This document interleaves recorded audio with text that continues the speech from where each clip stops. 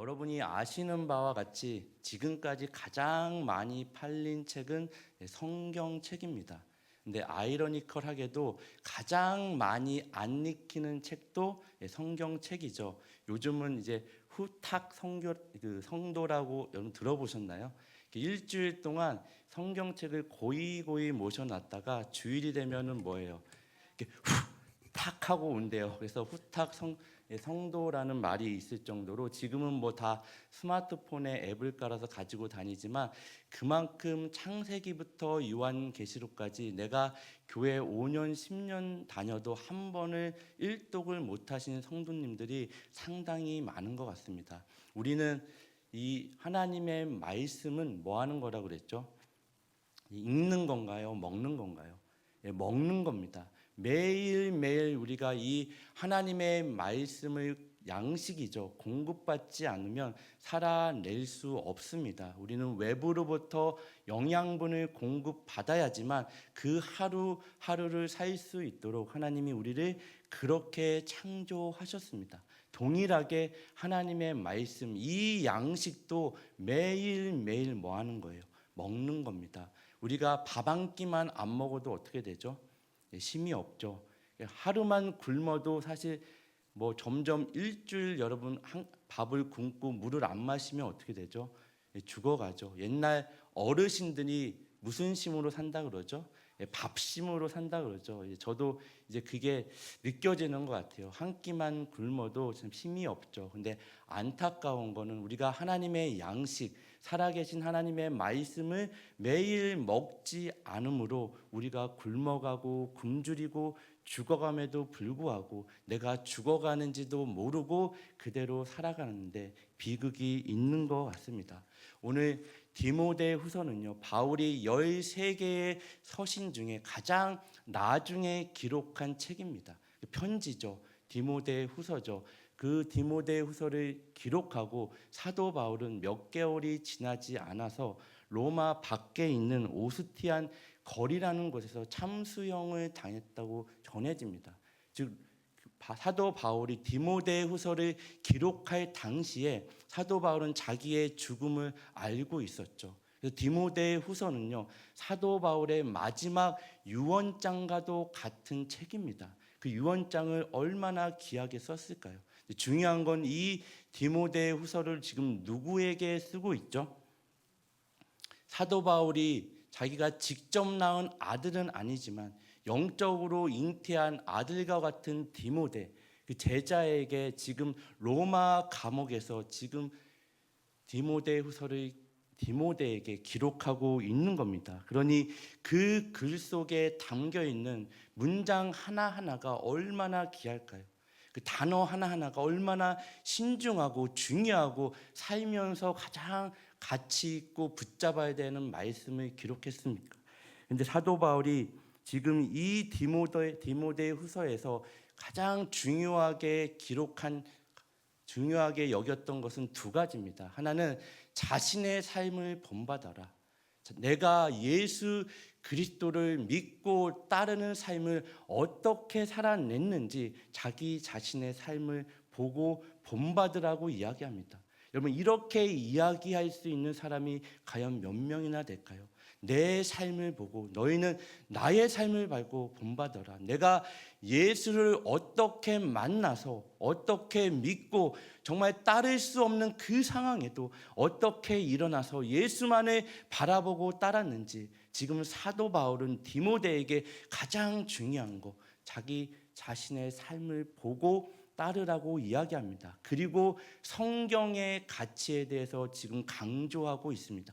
디모데후서 전체는요, 이 두 가지를 이야기하는 거예요. 성경이 가르치는 예수를 내가 어떻게 만나서 어떻게 믿고 본받기 위해서 따랐는지 너도 지금 디모데에게 똑같이 따르라고 지금 디모데 후서를 기록하고 있습니다. 여러분, 한국 기독교 역사를 보면요, 선교사가 조선 땅을 밟기 전에 성경이 먼저 들어왔습니다. 전체 성경은 아니지만 쪽복음이라고 성경의 일부가 먼저 들어왔죠. 그래서 선교사님들이 조선 땅을 밟았을 때 굉장히 놀랐습니다. 어떻게 성경이 먼저 들어왔는지 그 정확한 이유는 우리가 알 수 없지만 성경이 먼저 들어와서 한국 민족은요, 하나님의 말씀, 이 성경을 사모하고 사랑하는 민족이었습니다. 여러분, 예전에 사경회라고 들어보셨죠? 오늘날 부흥회죠. 오늘날 부흥회는 길어야 며칠 하죠? 3일, 4일, 일주일 하는 데는 거의 없는 것 같아요. 3일 하죠. 예전에는 새벽 시간, 오전 시간, 오후 시간 3번 했는데 지금은 이제 새벽, 저녁 시간만 이렇게 하는 것 같아요. 부흥회도 하는 교회도 많이 없습니다. 예전에 사경회는요, 적어도 2주 동안 성도들이 집에서 먹을 거를 싸가지고 와서 교회에서 먹고 자면서 말씀을 배우고 기도하는 시간이었습니다. 그것이 기초가 돼서 평양 대부흥 운동이 1907년에 장대현 교회에서 시작됩니다. 말씀 앞에 내 모습이 비춰짐으로 온갖 제약이 드러나므로 교회 공동체 앞에 나와 나의 잘못을 고백하고 용서하고 회복하는 그런 운동이 이 성경 공부로부터 시작됐다는 것이죠. 오늘날 우리 민족은요, 이렇게 하나님의 말씀을 굉장히 사모하고 사랑했던 민족입니다. 근데 오늘 한국 교회를 보면요, 이러한 성경의 가치와 성경의 가르침보다는 어떤 재미, 흥미 이런 것들이 많이 주를 이루는 것 같습니다. 특별히 주일학교를 보면은 성경을 가르치는 일보다는 무엇이 더 재미있고 아이들에게 흥미가 있는지 이 성경의 가치와 가르치는 일이 조금은 약해지지 않았는가 생각이 듭니다. 정말 교회는요, 교회의 학교는 이 하나님의 말씀의 가치와 이 말씀을 가르치는 일에 생명을 걸고 목숨을 걸어야 되는 줄 믿으시기 바랍니다. 그러면 이 사도 바울이요, 지금 사도 바울은 1세대 그리스도인입니다. 그래서 1세대 그리스도인인 사도 바울을 비롯해 모든 1세대가 이제 뒤로 물러가는 시점에서 최초의 제2세대 그리스도인인 디모데에게 차세대 리더를 세워야 되는 일이 얼마나 중요한지를 깨닫고 그가 바울 서신 13개 중에 3개를 이 차세대 리더를 세우는 일에 할애를 합니다. 그래서 디모데 전서, 디모데후서, 디도서 이렇게 차세대 리더를 일으키는 일에 그의 편지를 쓰게 됩니다. 그래서 이 가장 중요한 게 무엇인지 그 내용이 14절, 15절 오늘 본문 말씀에 있습니다. 우리 다시 한번 말씀으로 돌아가서 그러나 너는 배우고 같이 한번 읽도록 하겠습니다. 시작.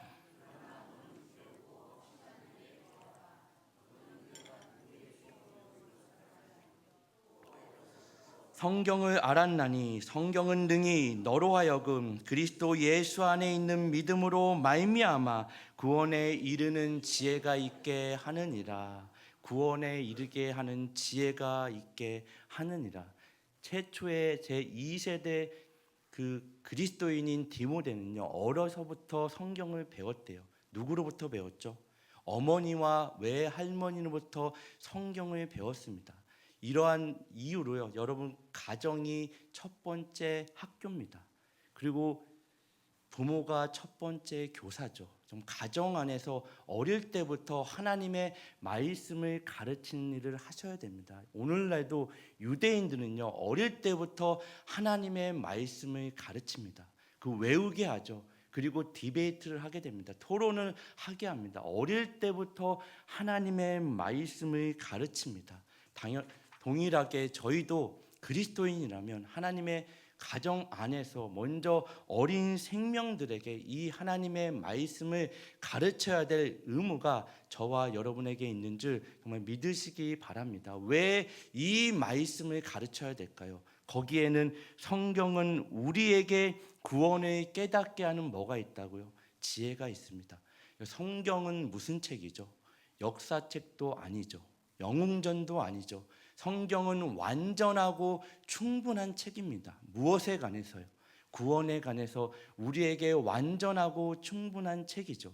지금 오늘날에도 매년마다 수만 권의 책들이 쏟아져 나오고 하루에도 새로운 책들이 출판되어집니다. 수없이 많은 책들이 출판되어집니다. 근데 어느 그 수많은 책들은 우리에게 어떤 도움을 주고 삶의 유익을 줄지 모르지만 어느 책도 우리에게 구원을 주는 책은 없습니다. 오직 성경만이 우리에게 구원을 주는 책인 줄 믿으시기 바랍니다. 16절 말씀을 보면 모든 성경은 하나님의 감동으로 된 것이니, 모든 성경은 뭐로 됐다고요?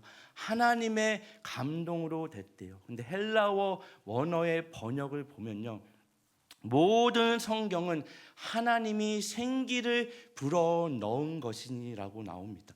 모든 성경은 하나님이 생기를 불어넣었대요. 하나님이 아담을 흙으로 빚으셔서 그 코에 생기를 불어넣으신 것처럼 성경의 모든 기자들을 붙잡으셔서 그 말씀에 하나님이 뭐 하신 거예요?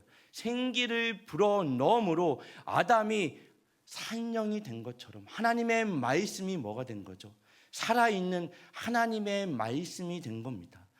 이 하나님이 그 코에 사람에게 생기를 불어넣으신 것처럼 구원을 깨닫게 하는 것, 하나님을 깨닫게 만들고 예수 그리스도를 바라보게 만들고 그분을 구주로 믿게 만드는 것, 이게 성경의 가치입니다. 살아있는 하나님의 말씀입니다. 우리를 구원에 이르기에 충분하고 완전한 하나님이 생기를 불어넣은 살아있는 하나님의 말씀인 줄 믿으시기 바랍니다. 우리 16절 말씀을 다시 보면요, 모든 성경은 하나님의 감동으로 된 것으로 교훈과 책망과 바르게 함과 의로 교육하게 유익하니. 여러분, 교훈한다는 말이 나옵니다. 모든 성경은 하나님의 감동으로 된 것으로 교훈과 이렇게 나오죠. 여러분, 교훈이 뭐죠?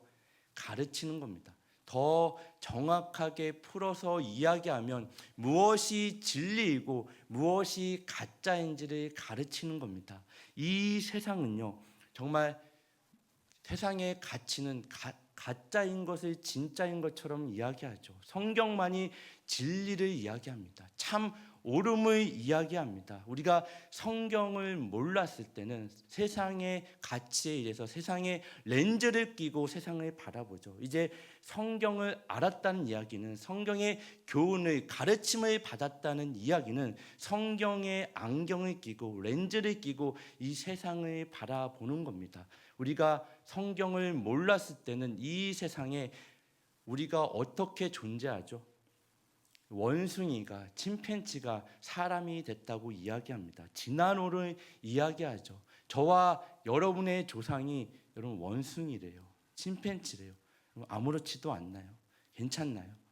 성경을 알고 나니까 태초에 하나님이 뭐 하신 거예요? 천지를 창조하시니라. 이 말씀을 붙잡게 되는 거죠. 사실 창세기 1장 1절 말씀은 우리 인생에 굉장히 중요한 말씀입니다. 가장 중요한 가치와 어떤 핵심으로 붙잡아야 되는 말씀이 태초에 하나님이 천지를 창조하시니라는 말씀입니다. 이 말씀이 믿어지면 그 이후에 나오는 모든 성경의 말씀이 믿어져요, 안 믿어져요? 믿어지고 내 삶의 능력으로 나타나는 거죠. 하나님이 태초에 천지를 창조하셨다는 이 창조는요, 창조하시고 창조하신 세상을 그냥 내버려 두고 너희 마음대로 살아가 아니라 여전히 하나님이 뭐 하시는 거예요? 통치하시고 운영하시고 다스리시고 섭리 가운데 우리를 이끄시는 거죠. 세상이 왜 이 모양이지? 여전히 이 많은 문제를 가지고 있는 그 세상 가운데서도 여전히 하나님이 뭐 하시는 거예요? 통치하십니다. 다스리십니다. 그 운행하시고 섭리 가운데 하나님의 역사하심을 믿으시기 바랍니다. 성경을 읽어야지만 무엇이 진짜이고 가짜인지를 우리는 분별할 수 있는 성경의 렌즈, 그 성경적인 세계관이 형성되는 것이죠. 디모데후서 2장 15절 말씀을 보면 너는 진리의 말씀을 옳게 분별하며 부끄러울 것이 없는 일꾼으로 인정된 자로 자신을 하나님 앞에 드리기를 힘쓰라. 너는 진리의 말씀을 옳게 분별하여, 여기서 분별하다는 말은요, 길을 똑바로 낸다는 뜻입니다. 사도 바울이 디모데 후서를 기록할 당시는 로마 시대입니다. 모든 로마의 군인을 모든 나라에 보내기 위해서 길을 닦습니다. 그래서 모든 길은 다 로마로 통한다고 그러죠. 여기서 분별하다라는 뜻은요, 길을 내는 겁니다. 길이 없는 곳에 길을 내는 것이. 교회는요, 교회 학교는요, 그리스도인들은 뭐 하는 사람들이죠? 길이 없는 곳에 길을 내는 사람들입니다. 이 세상의 역사, 인류의 역사는 길을 찾아 헤매는 역사입니다. 여기가 길인가? 저기가 길인가? 일로 가면 내가 생명을 얻을 수 있을까? 그 어디에도 진짜 길은 없죠. 길이 없는 곳에 길을 닦는 사람들입니다. 교회와 교회 학교와 그리스도인 저와 여러분은 길이 없는 곳에 길을 내서 여기가 길이다, 예수만이 길이다, 여기만이 살 길이다, 새롭고 살 길이다, 이 길을 닦는 사람들입니다. 저와 여러분이요, 길을 똑바로 닦지 않으면 저희를 따라오는 수많은 사람들이 어디로 가죠? 잘못된 길로 가는 거죠. 세상에 수많은 길이 있지만 여러분들이 수고하고 무거운 짐을 지면, 노력하고 여러분들이 수많은 트로피를 만들어내고 스펙을 쌓아도 그 길 끝에는 뭐예요? 사망과 멸망밖에 없습니다. 예수가 없는 길은 사망과 멸망밖에 없죠. 여러분들이 수없이 많은 업적을 이루어내도요, 그 길의 끝에는 사망과 멸망밖에 없습니다. 여기가 길이다, 예수만이 길이다, 예수가 참 진리요 생명이요 길이다, 다른 길은 없다. 그 길을 저와 여러분이 뭐 하는 거예요? 삶으로 만들어 나가는 겁니다. 삶으로 가르치는 것만 뭐 한다고 그랬죠?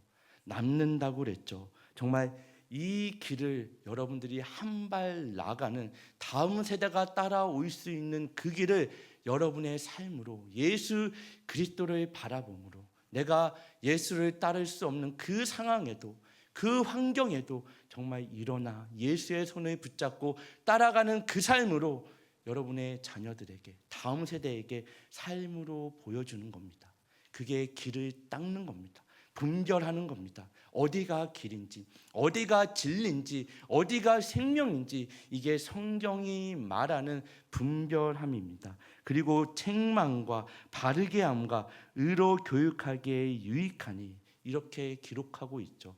여러분, 사람이 나이를 먹으면서 가장 듣기 싫은 말이 뭐죠? 책망이죠. 나이를 먹으면 먹을수록 너 그거 틀렸어, 잘못했어, 이 말을 가장 듣기 싫어합니다. 왜요? 이제 수없이 많은 경험들을 하니까, 70, 80 살아보니까 많은 경험들을 하셨죠. 그래서 내가 경험한 게 전부인지 알아요. 그 하나님이 보시기에 70년, 100년, 아니 200년을 산들 하나님이 보시기에 어떨까요? 사람은 나이가 먹을수록 책망의 말을 듣기 싫어합니다. 근데 성경은요, 그냥 책망이 아니라 당신은 죄인입니다, 여기로부터 시작합니다.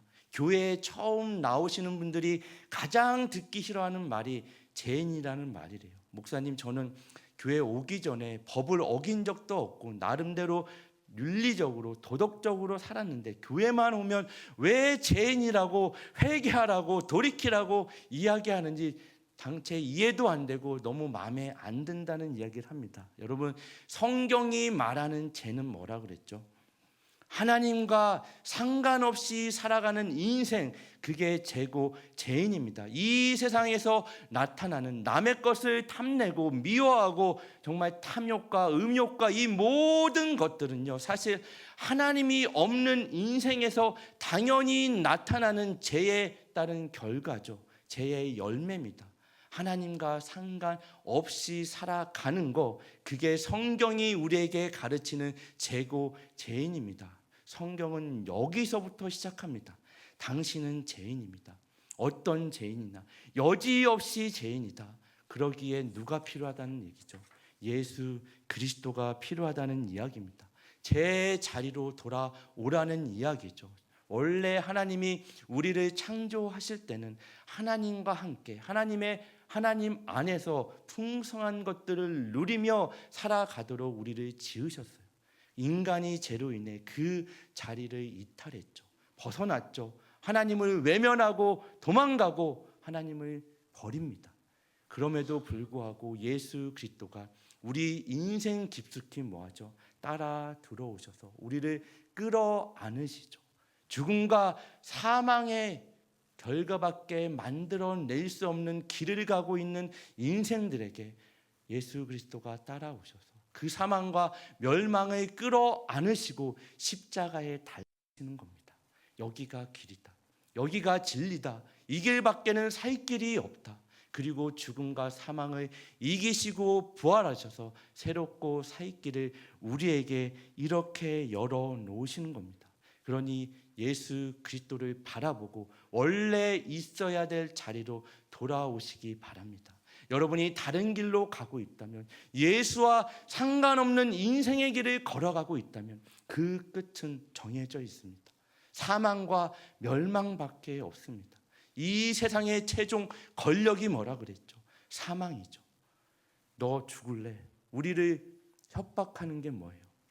죽음밖에 없습니다. 멸망밖에 없습니다. 그 사망과 멸망을 이긴 그 승리를 붙잡고 예수를 따르는 자들이 그리스도인인 줄 믿으시기 바랍니다. 성경이 우리 모든 삶의 기준이어야 됩니다. 이 기준을 따라 여러분들이 결정해야 되는 수많은 어떤 결정의 문제들, 크고 작은 문제들을 성경에 따라 우리 모든 상황 가운데 대조하시는 거죠. 성경이 이렇게 말하니까 내가 이런 결정을 해야 됐구나. 성경이 여러분 삶의 기준이 되기를 예수님의 이름으로 축원합니다. 예수님도 정말 사탄의 유혹을 받을 때에 정말 40일을 주야로 금식하셨죠. 가장 인간적으로 연약할 때 사탄이 와서 공격을 합니다. 사탄의 공격의 주된 방법은 뭐죠?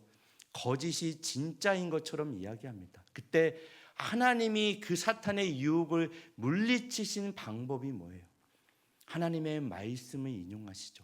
하나님이 가라사대, 하나님이 말씀하시기를, 예수님도 사탄의 유혹을 하나님의 말씀으로 물리치는데 저와 여러분은요, 이 세상에 나가 그 세상의 유혹을 무엇으로 여러분 물리치고 이기며 살아가시겠습니까?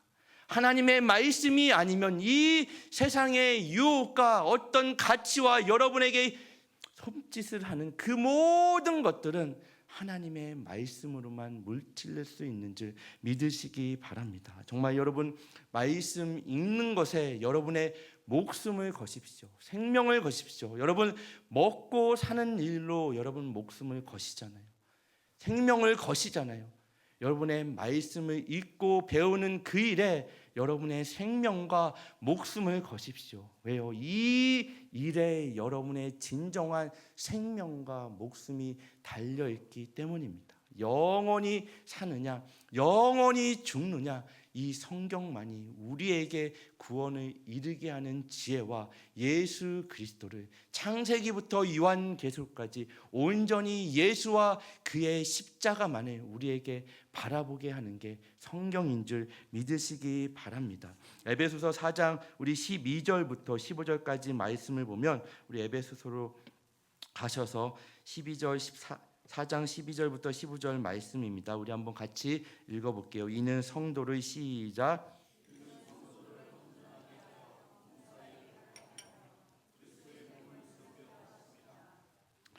하나님의 아들을 믿는 것과 아는 일에 하나가 되어 온전한 사람을 이루어 그리스도의 장성한 분량이 충만한 데까지 이르느니, 이는 우리가 이제부터 어린아이가 되지 아니하여 사람의 속임수와 간사한 유혹에 빠져 온갖 교훈의 풍조에 밀려 요동하지 않게 하려 함이라. 오직 사랑 안에서 참된 것을 하여 범사에 그에게까지 자랄지라. 그는 머리니 곧 그리스도라. 아멘. 아이를 잉태한 어머니가 10달 동안 태중에 아이를 품습니다. 그리고 그 아이를 생명을 주죠. 그럼 엄마가 10달 동안 내가 너에게 모든 것을 다 줬더니 이제 너는 세상에 나가 살아라 하는 엄마가 있나요? 마치 스승이 제자에게 내가 너에게 모든 것을 전수했더니 이제 하산하라고 이야기하는 것 같이 아이를 10달 동안 품고 그 아이를 잉태하죠. 그리고 나서 너는 이제 나가 살아라 하는 부모는, 어머니는 없을 겁니다. 그 아이가 태어나서 그 사람 구실할 때까지 얼마나 걸릴까요? 요즘은 사람 구실할 때까지 30년, 40년, 평생을 사람 구실을 못하는 사람도 있을 수 있지만 사람 구실할 때까지 그 부모가 뭐하죠? 먹이고 입히고 그의 부모의 시간과 물질과 모든 것을 헌신하면서 기릅니다. 이걸 뭐라 그러죠? 양육이라고 합니다. 여러분, 고 옥하는 목사님이 한국교회 부재 3가지를 이야기하셨어요. 그 하나는 한국교회는 복음이 없다. 교회는 있는데 교회 안에 진정한 복음이 없대요. 예수와 예수의 십자가가 없는 교회, 한국교회는 복음을 다시 들어야 된다고 이야기하십니다. 그리고 한국교회는 양육이 없대요. 돌아온 탕자의 이야기는 많은데 내가 어떻게 죽음과 멸망의 길을 가다가 극적으로 예수님이 나를 찾아오셔서 돌아온 예수를 만난 그 간증들은 많은데 구원받은 이후에 하나님의 말씀으로 내가 어떻게 양육받았는지, 내가 하나님을 믿을 수 없는 그 상황, 예수를 따를 수 없는 그 상황에도 어떻게 예수를 바라보고 따랐는지 그 양육이 없대요. 여러분, 구원받은 것으로 끝이 아닙니다. 여러분, 학생이 대입 입시를 보죠. 시험을 봅니다. 그리고 대학교에 입학하면 끝인가요? 마치 구원은 시험을 보는 것과 같아요. 하지만 우리는 낙제점이죠. 내가 예수를 알기 전에는, 율법이 우리에게 제시됐을 때는 내가 적어도 80점, 90점 받을 줄 알았는데 막상 율법이 우리에게 주어지니까 뭐죠? 여지없는 빵점이죠. 여지없는 죄인이죠. 당신은 죄인입니다. 그래서 예수 그리스도가 필요한 거죠. 우리의 실력으로 대학에 들어간 게 아니에요. 우리의 실력으로 그 어떤 것으로 구원받은 게 아니죠. 여러분, 구원받고 학생이 대학교에 들어가면 이제 뭐 해야 돼요? 공부해야죠. 시험이 있죠. 중간고사, 기말고사 준비해야죠. 맨날 뭐 하죠? 술 먹고 놀면 되나요?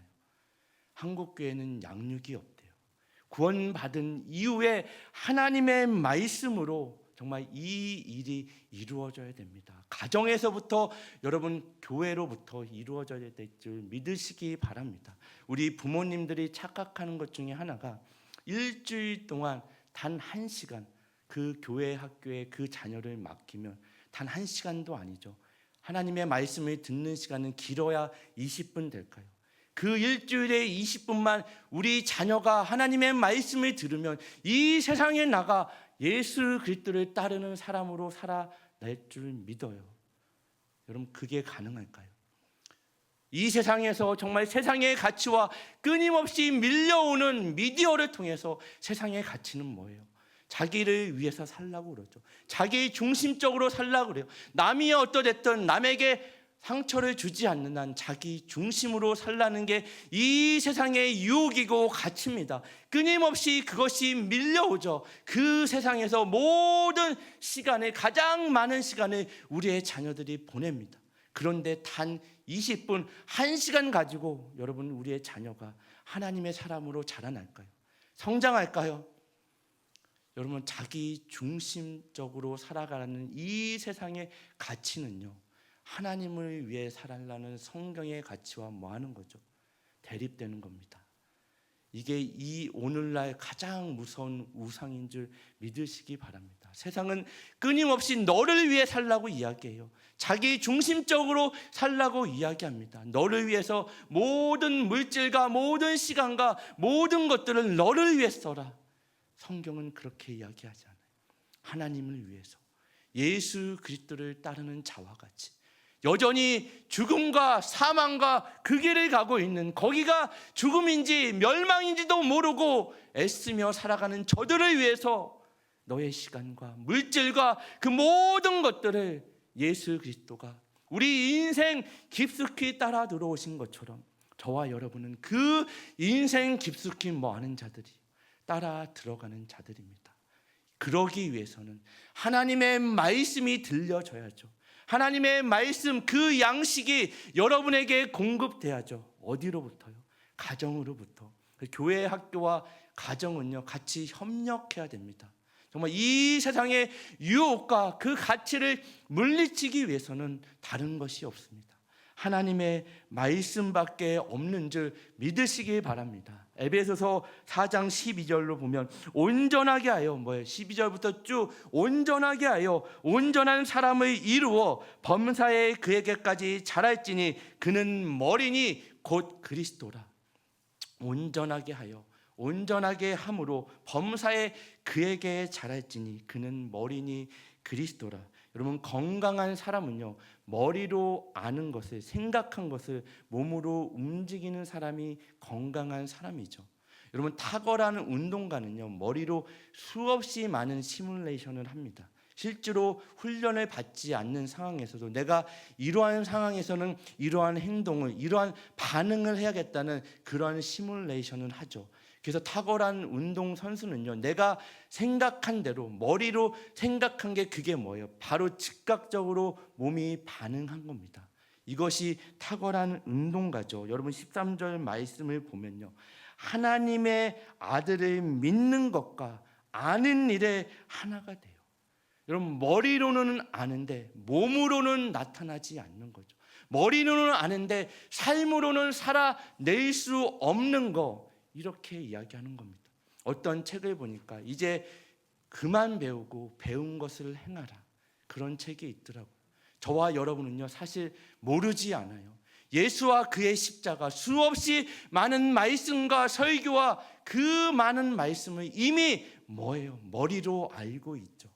그 머리로 아는 것을 몸으로, 삶으로 살아내는 것, 이 간격을 줄이는 것, 이것이 신앙생활입니다. 이 간격을 줄이기 위해서 저와 여러분에게 절대적으로 필요한 게 살아계신 하나님의 말씀인 줄 믿으시기 바랍니다. 이 말씀을 붙잡으셔야죠. 이 말씀으로 공급을 받아야 내가 살아갈 수 있는 줄 믿으시기 바랍니다. 성경에서 몸 따로 머리 따로 노는 사람을 뭐라고 그러죠? 중풍병자라고 그럽니다. 그럼 성경에 왜 중풍병자가 많이 나올까요? 머리가 생각한 대로 몸이 움직이질 않죠. 저와 여러분의 삶이 그렇다는 겁니다.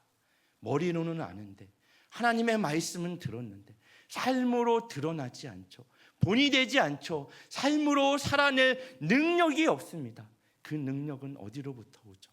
그냥 책으로 여기는 성경이 아니라 살아계신 그 코에 생기를 불어 넣으신 것처럼 살아계신 하나님의 말씀으로 믿고 내가 매일 공급받을 때 여러분이 머리로 아는 것과 여러분의 삶은 실제로 좁혀질 줄 믿으시기 바랍니다.